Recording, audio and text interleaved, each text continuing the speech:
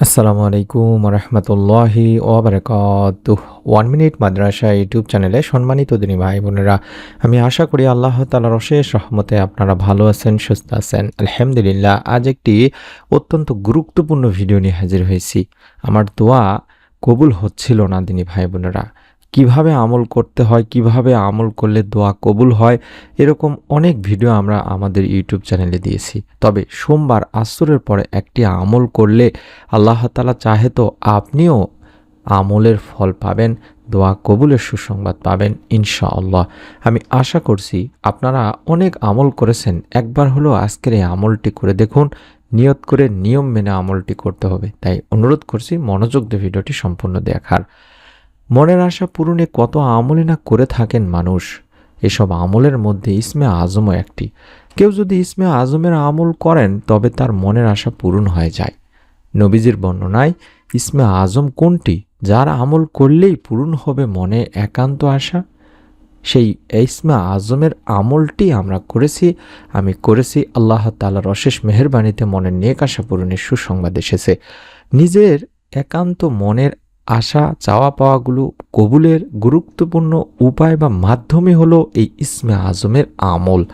এই ইসমে আজম মূলত মহান আল্লাহ তাআলার পবিত্র গুণবাচক নামসমূহের একটি নাম, যা হাদিসের বর্ণনা থেকে জানা যায়। নবীজি সাল্লাল্লাহু আলাইহি ওয়াসাল্লাম ইসমে আজম সম্পর্কে কিছু বিশেষ বাক্যের দিক নির্দেশনাও দিয়েছেন, আর তা হচ্ছে এমন। হযরত আব্দুল্লাহ ইবনে রুবাইদ আল আসলামী রাদিয়াল্লাহু তাআলা আনহু তার বাবা থেকে বর্ণনা করেছেন, নবীজি সাল্লাল্লাহু আলাইহি ওয়াসাল্লাম এক ব্যক্তিকে তার দোয়া এভাবে বলতে শোনেন। অর্থাৎ এই মুহূর্তে স্ক্রিনের মধ্যে যেভাবে দোয়াটি দেখতে পাচ্ছেন তিনি ভাই বোনেরা, অর্থাৎ এই আরবি বাংলা উচ্চারণ সহকারে এই দোয়াটি আপনাকে পড়তে হবে তিনি ভাই বোনেরা। সোমবার আসরের পরে আমি নিয়মটি শিখিয়ে দেব কিছুক্ষণের মধ্যে ইনশাআল্লাহ।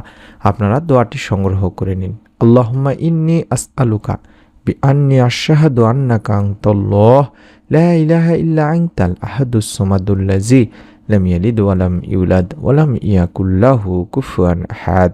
আমি আবারও বলছি, আপনারা দোয়াটি এখন সংগ্রহ করুন, অথবা আমি আবারও কিছুক্ষণ পর দেখাবো নিয়মটি বলার সময়, তখন সংগ্রহ করতে পারবেন বা ছবি উঠায় নিতে পারবেন বা স্ক্রিনশট নিতে পারবেন। আল্লাহুম্মা ইন্নী আসআলুকা বিআন্নী আশহাদু আন্নাকা আনতাল্লাহ লা ইলাহা ইল্লা আনতাল আহাদুস সামাদুল্লাযী লাম ইয়ালিদ ওয়া লাম ইউলাদ ওয়া লাম ইয়াকুল লাহু কুফুয়ান আহাদ। এভাবে পড়তে হবে। এই দোয়ার অর্থই হচ্ছে, হে আল্লাহ, আমি তোমার কাছে প্রার্থনা করছি আর সাক্ষ্য দিচ্ছি যে তুমি একমাত্র আল্লাহ, তুমি ছাড়া অন্য কোনো মাবুদ নেই। তুমি একক সত্তা, স্বয়ং সম্পূর্ণ, যিনি কাউকে জন্ম দেননি এবং তাকেও কেউ জন্ম দেয়নি, আর তার সমকক্ষ কেউ নেই।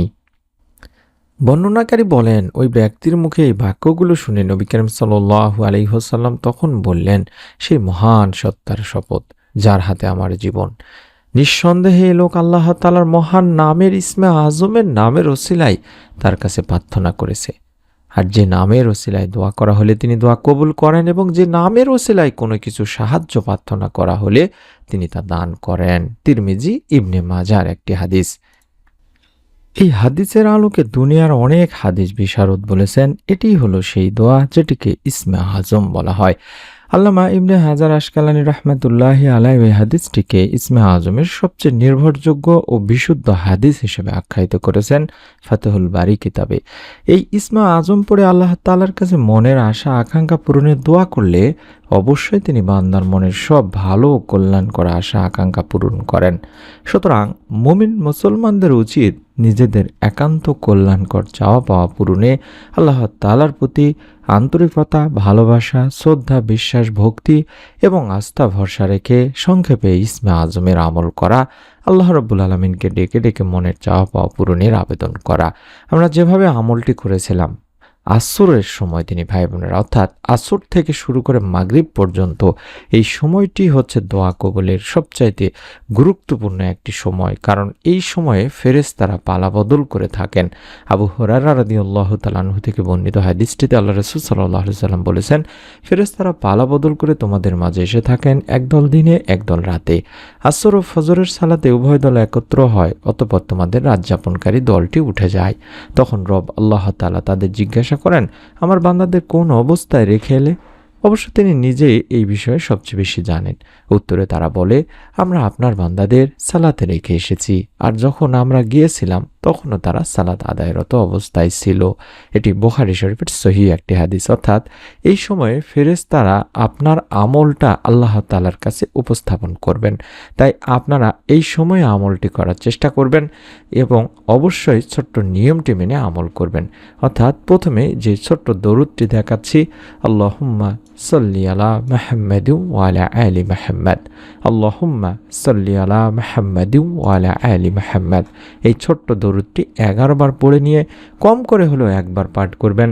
আল্লাহুম্মা ইন্নী আসআলুকা বিআন্নী আশহাদু আন্নাকা আনতাল্লাহ লা ইলাহা ইল্লা আনতাল আহাদুস সামাদুল্লাযী লাম ইয়ালিদ ওয়া লাম ইউলাদ ওয়া লাম ইয়াকুল লাহু কুফুয়ান আহাদ।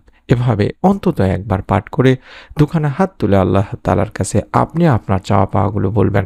রব্বুল আলামিন ইনশাআল্লাহ আপনাকেও নিরাশ করবেন না। মনের মধ্যে শতভাগ বিশ্বাস নিয়ে নিয়ত করে আমল করুন। সন্তান লাভের পরীক্ষিত আমলের ভিডিও দেখতে চাইলে প্রতিদিনের আমল লিখে ইউটিউবে সার্চ করে চ্যানেলটি থেকে ভিডিওগুলো দেখুন।